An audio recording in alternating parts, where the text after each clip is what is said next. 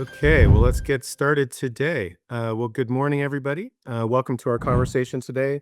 HIPAA in 2026, moving from policy to proof. And by the end of today's conversation, we'll have a better understanding of some of the latest updates and changes in HIPAA and be armed with actionable next steps to help you on your HIPAA compliance journey. So the session will be a little bit different than a traditional kind of HIPAA webinar. We're not going to spend 30 minutes reading regulations or talking a bunch of tech jargon. What we really wanted to do was unpack today's seeing the shifts that we're seeing in healthcare for simply having policies in place to being expected to prove what actually happened when something goes wrong. My name is Rob Schenk. I'm with Intelligent Technical Solutions, and we specialize in helping small and medium-sized businesses thrive by managing and securing their tech. A few housekeeping notes before we get started here. Conversation should run about 30 minutes or so. We'll stick around for some questions at the end. The conversation will be recorded, and you'll be able to review that at your convenience and share with other team members, etc. Happy to take questions during the webinar. You'll see a Q&A box in your Zoom toolbar there. We would like to make this as collaborative as possible. So we'll have some time for Q&A at the end. So just to introduce our special guests, we have two experts in the field. I want to introduce Sean Harris. He's Chief Risk and Compliance Officer with ITS. Before joining ITS, he's a business owner for over 20 years of background specializing in cybersecurity. He's taught courses and boot camps at the local university at UC Davis in Sacramento and plays a critical role in ITS's cybersecurity strategy incident response. I also want to welcome Matt Lewis. He's a Chief Security Officer at Field Effect. His previous experience includes 20 years government career at the Communications Security Establishment and the Canadian Center for Cybersecurity. And he gets to focus on IT strategy, security operations, data analytics, and incident response. Welcome to you both. Look forward to the conversation today. Thank you. Good to be here. Thanks. All righty, so let's go through what we're going to be covering today. So we're going to keep this very conversational, very practical. So the goal is clarity, and so by the end of the session, we want you guys to walk away with a better understanding of what's changed with HIPAA, where organizations are getting caught off guard these days, and some very practical next steps that you can bring back to your teams. And maybe the best place to start is real world scenarios that are unfortunately becoming increasingly common. So I guess with that in mind, Sean, you see this every day. Maybe you can talk through what you're seeing in the wild. What are some kind of tell us about these new attack methods that we're seeing? Oh, there's a lot of them, but if I were to paint a picture, right, employee gets an email, looks completely normal, clicks it, logs in, even approves an MFA prompt. Nothing breaks, no alert, no lockout, looks like a normal Tuesday. The attacker's now inside, so we've seen this, quietly using real credentials. Days or weeks of activity, look like a user that's just doing their job while they're silently collecting or doing whatever the nefarious actors want to do. Weeks later, the first signs of exposure show up. So that's kind of a picture that we're seeing a lot of right now. Now, the method in which they get in could be different. So there's phone calls where people are getting in, there's emails, there's even text messages. There's all different ways that they're coming in, but they all start a lot of times with the user, and we don't even know that it's happening. So Matt, how common is this from your perspective? What's the patterns that you're seeing? It's unfortunately, it's extremely common. In fact, I had a loved one who the healthcare clinic where they're employed at was breached through this just a couple of months ago. Very heartbreaking situation. The employee receives an email from a trusted source, somebody they'd interacted with. They clicked on it. They were brought to a login screen for Microsoft 365. They entered in their credentials, their second factor authentication, and then unfortunately, that wasn't the login screen for Microsoft. The person who sent that email wasn't the trusted source, although it came from their Microsoft instance. They had been breached as well. The activity unfolded. They attempted to ascertain every way that money comes in and out of that healthcare clinic. That's one of their primary goals.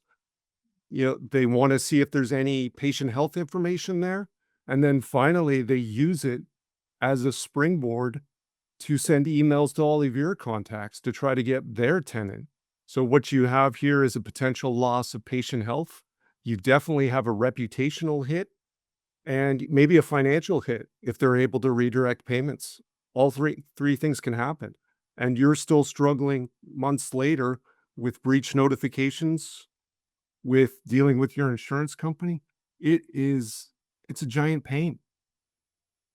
So from like the systems perspective, this is looks like just a legitimate usage then, right? Absolutely. Oftentimes, if the healthcare clinic doesn't have effective 24/7 monitoring, the first warning they're going to get is when those emails are sent out from their tenant and they start getting emails back saying, "Hey, did you really send this?"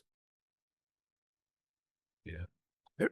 Let's see. So Sean, let's kind of play this out a little bit. So this kind of incident that we just described has occurred. Let's fast forward maybe a couple of weeks here.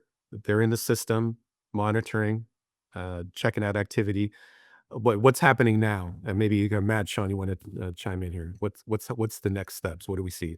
Well, I think, there are scenarios in which what Matt just said was an arrears thing of they've already burned the account. You're getting emails saying, "Hey, you already sent this," but that's after they've gone through everything, right? So this initial action that's happening, there's no like panic happening because it's just silence. You don't really know that anything's in there if you don't have good monitoring, right? And so essentially what happens here is, nobody can answer these questions that we have here up on the screen. Uh, what was accessed, how long were they in, what data was touched, who was affected, and can we prove it? Um, a lot of times there's once it is identified, right, we can see that something happened, but to what extent? How do that's like a forensics portion that you go into. Do you have the right tooling in place in order to understand what was happening? You can't tell the scope. So there's just uncertainty is the hardest part of that. I can tell you that there's a lot of pressure at that point. It stacks up, right? There's legal, if you have a board, right? You have owners, leadership, and really there's a notification clock. So the breach notification rule is a 60-day rule. And so now you have a clock that's technically starting and you don't really know, right? You're kind of just guessing. For example, the Office of Civil Rights in April of 2026, just recently had Assured Imaging, and they got hit with a fine just because of missing that window, that 60-day window. And so there's a clock that started there that you need to understand. Yeah. Matt, what about you? What thoughts do you have? I think the reality is if you're not doing some of the technical controls correctly, if you don't have logging, if you don't have monitoring in place, if you're trying to do your IT yourself, you're probably not going to be able to answer all of these questions. And that's a huge problem because, like as Sean mentioned, you're going to have questions to answer to the Office of Civil Rights potentially if there's a complaint about how your organization is handling patient health information. There's going to be questions to the insurance company if you have cyber insurance. And they need this raw data. They need this visibility. One of the things we've kind of been talking about internally is that, HIPAA itself hasn't radically changed overnight, but maybe the expectations have. Maybe Matt, you want to talk about that? Yeah, absolutely. I think that's accurate. If you look at the actual legislation and how they describe the technical controls, they're never going to get into the grainy detail of how you have to implement them. What's really changed is after there's a breach, after there's a complaint, and then the Office of Civil Rights under HHS gets involved, it's their expectations of what they want to see. When they come into you, worst case scenario, they're going to be looking for hard evidence that you're doing risk reviews, that you're doing vulnerability management, that you're doing incident response properly, that you're learning from security incidents. Like 10, 15 years ago, having those policies might have been enough, but now they're looking for concrete proof. And so are insurers at every step of the process, even before they issue the policy. Insurance companies, they know that patient health information is right at the top of the list for cyber criminals. So they're going to ask those tough questions before they even issue a policy to a covered entity. What do you think, Yeah. Sean? Yeah, I mean, a lot of organizations will answer that questionnaire, that attestation, and they're not truly thinking through what they're doing there because that's a snapshot at that point in time. And through essentially forensics and or investigation after the fact, there's going to be this, did you in fact do the things that you said you were doing? And there are quite a few claims that get denied due to that happening. There's some specific cases. There was a denied claim from travelers where basically MFA was saying that they were saying that MFA was enforced and it wasn't. That just happened just recently. Essentially, let's say you turn off something to do some kind of maintenance. If you get hit during that window in which it's off, there is potential for the claim being denied because you're telling them you have something and you don't have it. So that's really, they want to not only, interesting thing about the proof, the way we're saying here, policy to proof, that's really after the fact, right? You have to show that proof. They'll still write you the policy, and you'll still pay the premiums each month. But when it comes time to get the claim, they'll find that you don't actually meet the requirements. And I think the best you can hope for if that happens is they might refund your premiums. They'll do a refund of premium and sorry, you don't meet the needs and they're not going to pay it. So you thought you had transferred this risk that your organization had. And in fact, you maybe made it worse. You thought that was taken care of. Yeah. So it's a good point. You're talking about risk. So if we were to look at some of the ways that we've always been hearing about ransomware and then how that's been the kind of a major driver of cyber attacks for kind of the healthcare sector. Um, but that's not really the primary concern anymore, is it, Matt? No, I mean, we still see cyber criminals regularly that are trying to encrypt data, but what they figured out is that they're not always sure that they got all the backups as well, and that the real value is in the data itself. So more often than not now, they are stealing that data first. They're going to steal it and then sell it on the dark web or ransom the organization and threaten to leak it publicly as a reputational hit. Often now, encryption seems like it's done just to slow analysis, just to muddy the waters about log collection and evidence collection. So the real damage may be like kind of happening before anybody realizes there's an issue, or just like, Yeah, absolutely. Without monitoring, if the first notification you get is from a cyber criminal saying, I have a gigabyte of your patient health information and I'm going to do this with it unless you pay me this amount, that is worst case scenario. With all of these attacks that we're talking about, cloud, VPN, on premises stuff, the goal is to stop them as early as possible in the kill chain, in the threat cycle. yeah. So what about the like the shiny new object? We talk, AI is all over the news. How is that impacting healthcare organizations at this point? What are you guys seeing with AI? Sean, you want to start off with that one? Sure. Yeah. I mean, first off, healthcare is PHI is very valuable. It doesn't technically expire. Credit cards can be reset; they change, so it's a major target to say the least. And essentially, I know FBI has numbers that said in 2024, healthcare was the most targeted. Specifically, U.S. critical infrastructure around healthcare was the most targeted.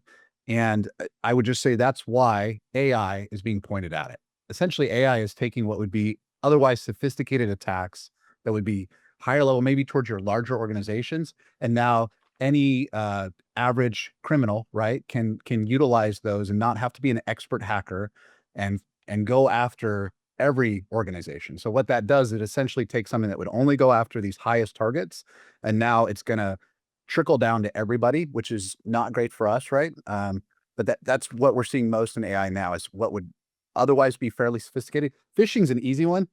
That's interesting too, right? We all know that phishing has gotten a lot better. No longer are the days in which things are spelled incorrectly and the grammatically wrong.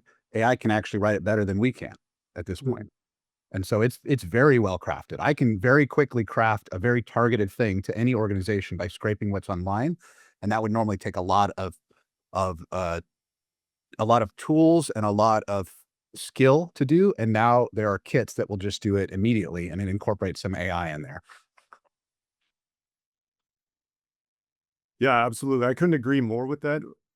AI is going to increase the amplitude of attacks, the frequency of attacks, the sophistication of them. You could have a lone cyber criminal now who spins up an army of AI powered cyber operators. They no longer have to prioritize who to go after. These cyber operators are never going to sleep. They never have to pick up the kids from soccer practice. They can just hack 24/7. But I think the other thing we have to touch on is that PHI leaks in the next 24, 36 months aren't just going to come from cyber criminals.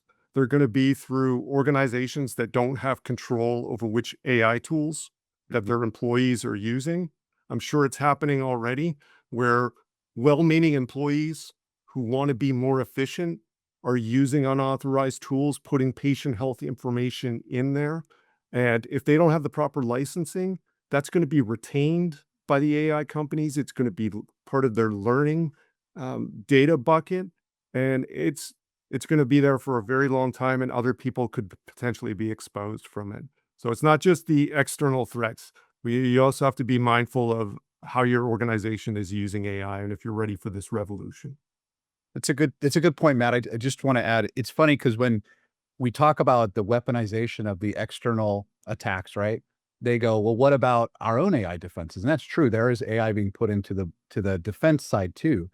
But then you kind of have to shift to what you just said. Yeah, there's also AI that's causing problems internally. And so a lot of what we're doing right now in governance is putting in policies and things that didn't exist prior and looking at the shadow AI, right? Which is just essentially use of AI tools that are not known to the organization. And so therefore they can't be controlled. We don't know if those accounts are MFA'd. We don't know if they're locked down. We don't know who could get in there, let alone are they free accounts? Has the training been turned off, like you just said, right? There's certainly exposure that's happening there. And we do fully expect to see in insurance policies too coming up. We're starting to see it, but more of them where there's carve outs that say, if your breach or if your data, if your contract breach comes through this, then we're not going to pay because you've introduced a new thing into the risk. Yeah. I mean, I know of 3 insurance, carriers that have just done exactly that, carving out, AI-related cyber incidents. One thing I'm curious about from your perspective, guys, is, we hear about this latest AI models, Mythos, Fable, and how they're gonna dramatically accelerate cyber attacks. NSA, looks like, when they started doing some testing, they had a bunch of vulnerabilities that got discovered in a couple of hours.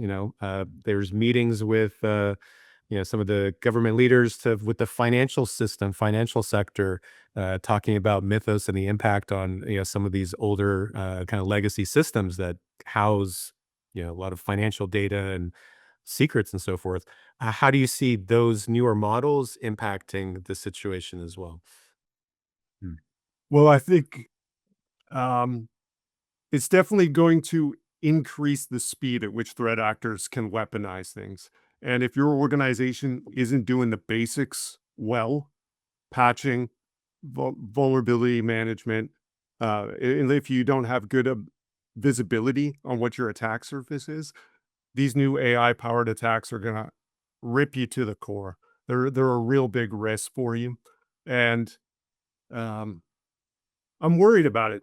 I am worried about it because it's not only the 0 days, those get the most media, but there's a lot of low-hanging fruit out there. If you go and you look what's on the internet, there's a lot of people that are making really poor mistakes and they haven't been punished for it yet. And AI is going to bring all of those chickens home to roost. So, Matt and Sean, when you guys kind of enter into a health organization, what at this point in time, what are you seeing from like an operational perspective? What's the reality of healthcare IT right now? Well, I think for a lot of healthcare organizations, IT and cybersecurity is not seen as a business driver. It's just seen as an additional cost. So, especially small and medium-sized organizations, there are lean teams and they have a 24/7 environment, some of the most complex environments you see of anybody because they have IoT, they have patient health um, servers on premises, maybe. And they have this whole fabric and they're trying to do everything. They're trying to build, operate, and secure with these lean IT teams, and it's too much.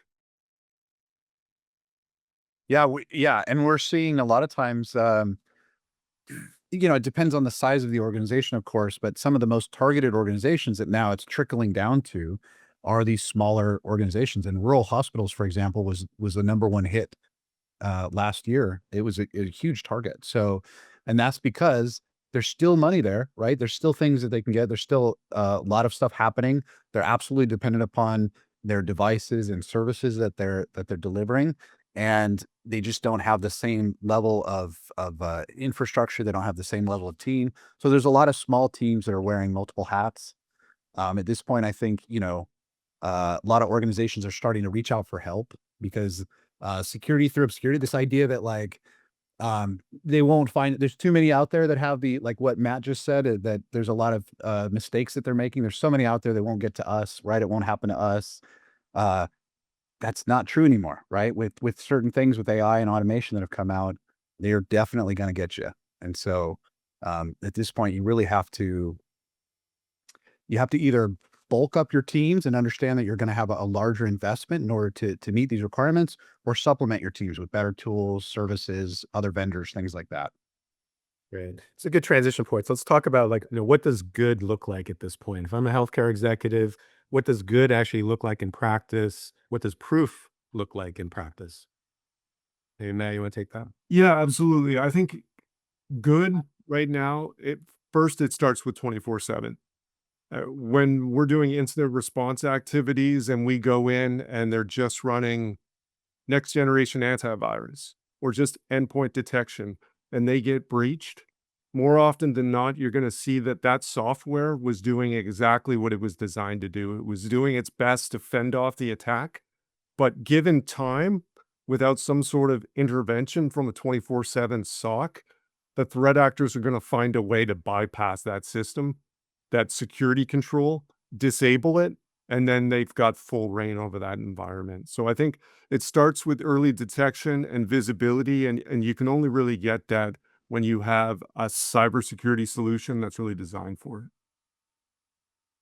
Sean, any thoughts there? Yeah, I mean, I think there's tools that we talked about years ago where most organization would say we're too small for that, or only the big guys have that. Those are kind of table stakes now, and those are 24/7 monitoring, managed detection response. There's definitely tools there. I would say that you certainly need to have that stack of tools. You need to also make sure that you're not you don't have alert fatigue, right? That you actually have these things actioned. That's the management portion of it. I know teams that went and invested in those tools. They got their leadership to approve the budgets and they put them in, and now they're not acting on them properly. So they're doing the due diligence, but they don't have the due care portion of it, which is absolutely critical too. But all of it really should be driven by proper policy in your organization that everybody agrees to, that's reviewed on a regular basis, right? And I think, really, if you don't have that in place and you understand where you need to be, buying more tools is not necessarily going to help, because you have to understand what are those tools meant to do. So we have to be able to see what's happening, understand it, respond to it, and then explain it. Like when we do those notifications for the Office of Civil Rights, we need to understand when it happens. We need to be able to have that information. Even bringing in a forensics team from your insurance, if the right tools aren't in place, they're blind too to what happened. Yeah, you can't analyze logs that don't exist, right? Yeah. Yeah. Good point. So let's talk through some questions that leaders can start thinking about as they kind of head back to their organizations. Can you reconstruct an issue from last week if it happened? Do you have visibility across all of your systems? Do we monitor after hours or not? How far back can we go? Mentioned logs and having logs or not having logs. Who owns detection and response? Kind of thoughts here, Sean, Matt, recommendations, next steps for healthcare leaders that want to better protect their stuff. I love the last one, who owns detection and response, Mm. because that really comes down to governance, and governance is key, right? If you don't have a named person who's in charge of that, who has ownership of it, you're probably not going to have an effective security ecosystem. I agree. And that's kind of the way I was going to say it too. I really think that without understanding what you're trying to achieve, you can lose the idea of why you even have those tools in place. And so you really, and what can bring that home, right, is doing like your incident response plan, right? Not only creating that plan, but making it something that you really understand. And that would be even doing like a simulation or a tabletop, they call it, but and getting key people involved so that, what does it actually look like when this happens? And do we have the right things in place? And so if you have good partners, like we've done them with Field Effect, where we bring them into the calls with the clients and we run through it just like it's a team, right? It's a team that makes all this stuff work.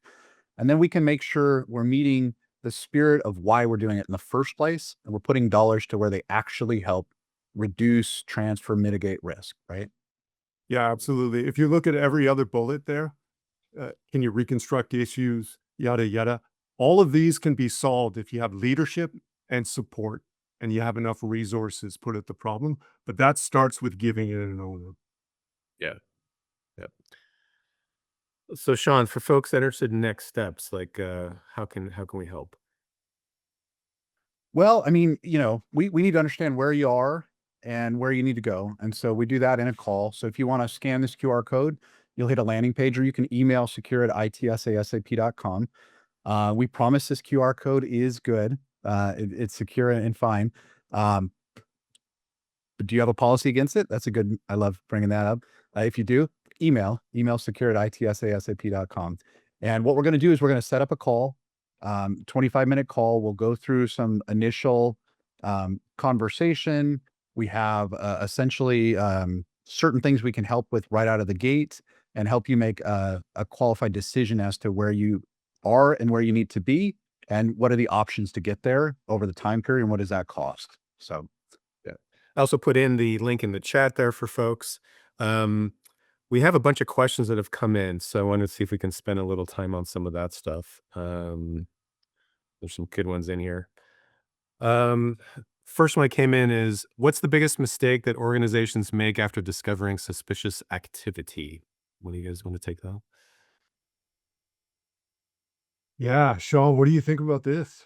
There's a I bunch, there's a bunch of mistakes Yeah. that people make, but what's your top one?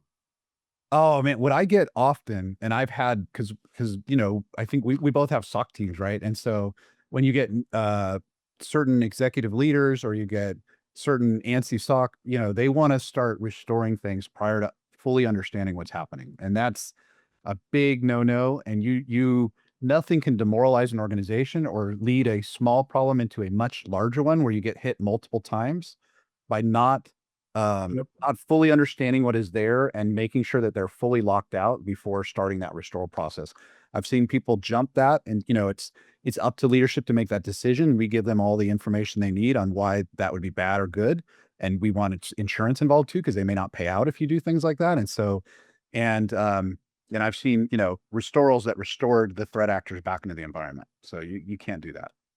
Yeah, I would say that's one of them, is declaring eradication complete too early, meaning that the threat actor, the threat is gone. And then you start restoring systems and they're still there and they're moving on to your newly restored systems. The other one is not doing full root cause analysis after the incident. Like keep diving, keep asking why.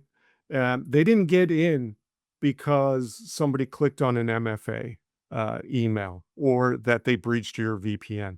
There were deeper, probably issues, sometimes organizational issues. And if you don't ask those tough questions, it's going to happen again. Just strong after action review. I've seen that a lot. Once people get back up and running, they don't want to spend the time needed to really dig through to make sure you prevent that from happening again. Yeah. We can't, it's not a, you can't just say, oh, somebody was silly and clicked on an email. That's not the root cause. It goes back to training. It goes back to having monitoring, technical controls. All of these things have to work properly in an ecosystem. The other one I've seen is when there's in-house IT, they maybe are not trained. They haven't gone through a tabletop, right? And they're doing certain things that they shouldn't be doing. And that could just be, maybe they're shutting down machines thinking they're saving stuff, but they're losing logs or they're losing stuff that's in memory, right? Maybe even encryption keys, and so they're just taking actions that they're not fully sure of what they're doing. And you really need to bring in the experts, the incident response team. You need to bring in, through your cyber insurance, you're probably going to have like a breach coach of sorts that is going to come into it and will help you. That needs to be your first actions. Yeah, absolutely. Incident response is a skill. Making sure the threat actor is eradicated without tipping them off and having them do something um, spur of the moment. That is the goal. Cool. Next one that came in. What should a board or executive team expect to see from a mature cybersecurity program? Yeah, for the outputs of that, you're going to want to see the risk reviews. You're going to want to see regular updates that aren't just surface level. They get deeper into what percentage of machines are we logging? What's our risk profile right now? You've got to ask the tough questions, and you've got to make sure that it's explained to you in a way that all leadership can understand it, not just technical gurus. Yeah, I would straight answers to hard questions in business terms. And it certainly can't be a list of tools. It kind of takes that skill set of an executive or an individual that straddles both the technical and the business portion so that it can be explained properly. And some of those questions are, can we reconstruct an incident from last week end to end? Do we have the right monitoring alerting on there? Who owns detection and response by name, including nights and weekends? That's something Matt just mentioned earlier, right? Um, where does our sensitive data live? That's a very common one. We come in and we start talking about how do we protect their data as we're first engaging with an organization. They go, yes, we do have PHI. Yes, we have some PCI stuff. We have some credit card stuff. And we go, where? And how do you know? And how is it labeled? And is there labeling? And do you have any data classifications? And do you have any retention policies? And so having that is a whole thing in itself, but it starts with a policy that leadership agrees to. And then it trickles down to how is it implemented. And that top part is the part that the board should know, right? Is, hey, here's what we're doing. I love that. I think everybody at the organization from the board on down should have an understanding of where PHI enters the organization, where it's stored, when it's in the organization, and how it leaves it. If everybody isn't singing from the same songbook and has that understanding, it's going to be very difficult to improve. Cool. If you could evaluate one thing immediately inside a healthcare organization, what would it be? I would want to see their risk register. I would want to see like their last risk analysis. One, because it's a requirement under HIPAA that you do those types of things. And two, it's going to give me a really good assessment of where they think they're at and what they think their biggest risks are. Yeah. Yeah. I think that's a big one. And are they doing a risk assessment each year? And then, yeah, is it going into a register? Very often we'll see where they have to do the assessment because of some outside party and or their requirements under omnibus, but they're not actually then translating that into something that they're running down. I love, Matt, you took my governance. That's what I would say for governance. I'll go more technical then. This is going to sound very stupid, but I would just want to know, do they in fact have MFA and it is actually enforced across the board? Because that sounds like a silly question. And most people here in this call, I'm sure are going to go, of course we do. But basically a coalition insurance company said 82% of denied claims last year were specifically because MFA wasn't enforced. Now, that doesn't mean people go, well, that's just a bunch of people that don't know what they're doing. They haven't enforced MFA. It might be that they actually said they had it. They thought they had it and it wasn't on that account, or there was some kind of thing that happened. And so I think that's just such low hanging fruit. That's the low hanging fruit that was actually yesterday eaten by most of the bears. Now, if you have that hanging, you're done. Yeah, you could even go higher level than that. And before you check MFA, you could ask to see their access control policy, where it says MFA will be enforced everywhere. Yeah. Because if you don't have that policy and it's not enforced everywhere, you're kind of are following your policy. Yeah. Yeah. That's true. That's a good point. Yeah. You guys mentioned smaller healthcare organizations earlier in the conversation about becoming are smaller healthcare organizations becoming bigger targets because attackers assume they're less prepared. I think they're becoming bigger targets for a bunch of reasons. One, especially with AI, more automation means those threat actors don't have to prioritize. Generally, as we were speaking, they have less resources, so they could be viewed as a softer target. But the other thing is that they have interactions with a lot bigger fish, with a lot bigger companies, maybe some larger healthcare centers, insurance companies, payment companies. So they could be used as a springboard into there. So I think it's multifaceted, the reason why they're being targeted so much. I agree with that. And Rob, you said because attackers assume uh, they're less prepared. I'd say they've confirmed it by scanning.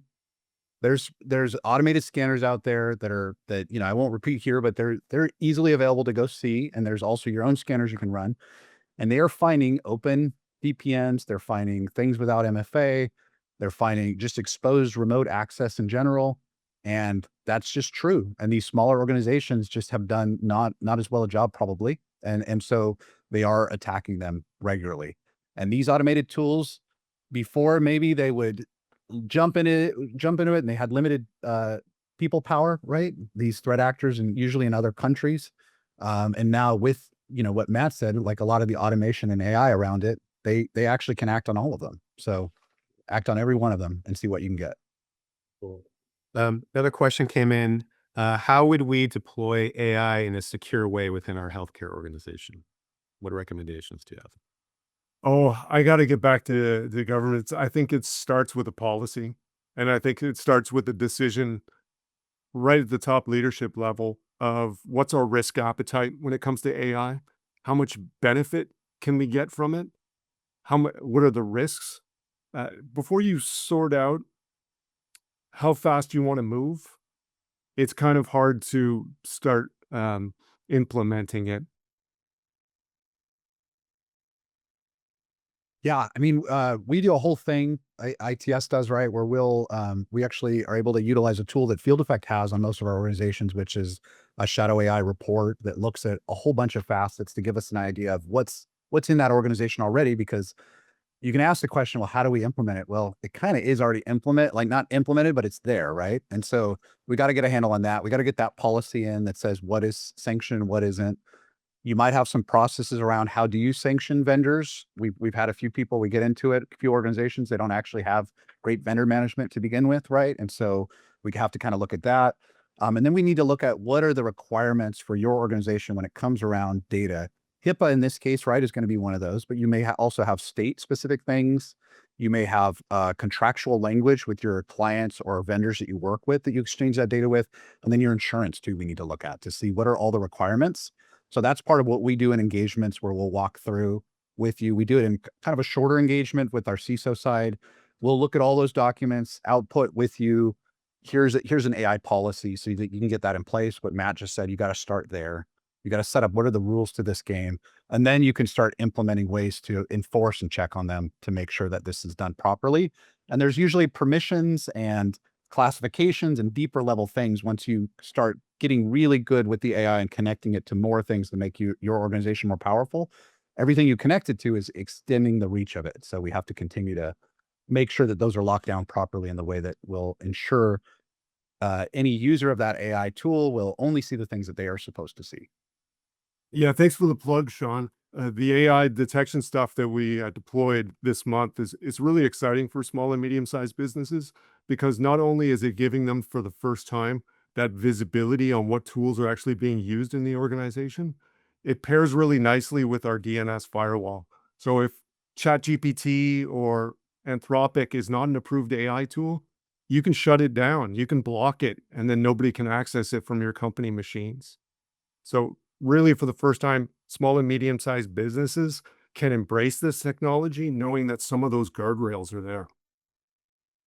We love it. We're so glad you guys made it. It helps us a lot, and we found really good feedback on it. So, and we're seeing, our best partners are finding ways to do that, and that's what any organization needs to understand from their vendors is can we tackle these things together? Yeah, I've been talking to customers that just block all AI because it's one of the content groups in the DNS firewall, and then they just allow an exception for the tools that are authorized. Mm, yeah, that's smart.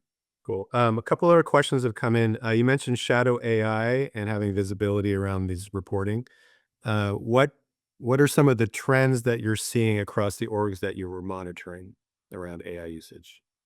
Most of the time when small and medium-sized businesses see that AI visibility report for the first time, their jaw drops to the floor. They just had no idea the number of tools that were running in their organization.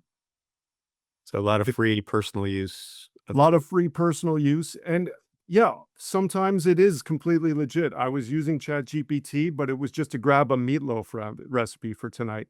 But how do you know that as an organization, right? We know that people want to embrace this technology for the most part, and you have to have an understanding of how it's being used, and you have to set clear expectations on its use. Yeah. Does data that resides inside an application with encryption mitigate the liability? And then follow up, how does SOC compliance fit in this subject? I can start with the application question. I mean, if you have an application where the data is encrypted, that's a good technical control, but it in and of itself is not going to be sufficient because often when a cyber criminal they attack that system, they're going to get application access and they're going to be able to unencrypt that data just like they were a user. So that is mandatory. You've got to store the data encrypted both at rest and in transit, but that's just one of the many controls you have to put on that data. Yeah, great answer. And I would ask that how does SOC compliance fit in this subject? So I would just to clarify that, are we talking about SOCs like Sarbanes-Oxley, or are we talking about SOC 2 type 2 assessment that you're doing, or whoever put that in there? SOC 2. Got it. Yeah. So depending upon the trust criteria that you've picked for your SOC 2, if you're doing a type 2, it's an observation over time, right? A type 1 is one time, but if I'm assuming most people want to get to a SOC 2 type 2, and so you're observing over time, you have certain trust criteria. There's 5 of them. That trust criteria will have different applications. They're controls, like what Matt just said. There's different controls or things that we're looking at in relation to that data. So we just need to look at those in relation to the data. And one of them will be met with encryption, right? And one will be met with encryption in transit, at rest, and then others will be met with good control of the users that have access. Another one will be met with logging and monitoring of it. Like there's multiple controls that will help meet that SOC 2 type 2. Yeah, absolutely. If you have a SOC 2 Type 2 attestation report, you're probably ahead of most small and medium-sized healthcare organizations, and you've probably gone a long way to satisfying the HIPAA requirements. The thing about SOC 2 is that you have a lot of flexibility in the control wording and what the auditors are actually looking for. So you can't be guaranteed it's a complete one-to-one match with HIPAA. Yeah. For instance, your SOC 2, the controls there might not have anything about risk assessments that you're doing, and HIPAA mandates it. So you could use AI for that. You could say, here's my control list, here's my SOC 2 report. Tell me how that maps to HIPAA, and am I doing a good job? Yeah, and I've heard an assessor say this recently. We do a lot of SOC 2. SOC 2 can be squishy, meaning that you're telling the assessor what you're doing, and then you're proving you're doing what you told them you were doing. And you can scope it down to things that don't involve your PHI, right? If whoever's asking for that SOC 2, you're giving the trust criteria for, they should read that report and go, hey, this doesn't actually cover the thing that I'm most interested in. So if it's covering your PHI, there certainly are things that could overlap, like Matt said. But ultimately, if you're using any kind of framework crosswalk, or like Matt said, you could do in AI, right? You essentially should be able to know exactly what percentage. Like there's a lot of platforms out there that you can do this in, and they'll map to whatever other standards you want, and HIPAA being one of them. Excellent. All right. Well, give it another maybe 15 seconds here and see if any other questions come in. Short of that, I want to, take the time to thank you guys. I appreciate you guys sharing your expertise with all the attendees and registrants. Great conversation. I really appreciate the time. And I guess with that, we'll wrap up for the day. Everybody have a great rest of your day. And Matt, Sean, thank you so much. Really appreciate it. Yeah, thank you for having me. It's always a blast hanging out with you guys. All righty. Have a great day, everybody. Cheers. Take care.